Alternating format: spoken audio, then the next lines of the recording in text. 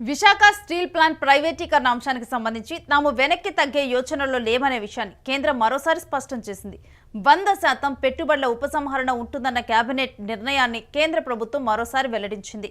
Parliament సమావేశాల్లో భాగంగా రాజ్యసభలో వైఎస్ఆర్సీపీ ఎంపీ వైవి సుబ్బారెడ్డి అడిగిన ప్రశ్నకు కేంద్ర ఉక్కు శాఖ సహాయ మంత్రి శ్రీనివాస్ వర్మ లిఖితపూర్వక సమాధానమిచ్చారు.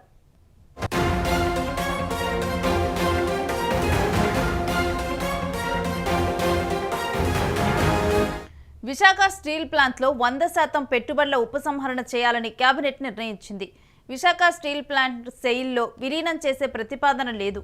విశాఖ స్టీల్ ప్లాంట్లో ఇప్పటి వరకు 1017 మంది ఉద్యోగులు వీఆర్ఎస్కు దరఖాస్తు చేశారు. ఆర్ఐఎస్ఎల్కు 11,140 కోట్లు ఇవ్వాలని ప్రభుత్వం నిర్ణయించింది.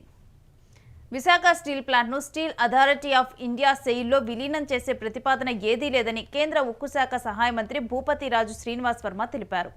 పార్లమెంటు సమావేశాల్లో ఉత్తరప్రదేశ్కు చెందిన సమాజ్వాదీ పార్టీ ఎంపీ ఆదిత్య యాదవ్ మంగళవారం లోక్సభలో అడిగిన ప్రశ్నకు ఆయన ఈ మేరకు బదులిచ్చారు. విశాఖ స్టీల్ ప్లాంట్ను యథాతథంగా నిర్వహించడానికి కేంద్ర ప్రభుత్వం 11,440 కోట్ల ఆర్థిక సహాయం చేసినట్లు చెప్పారు.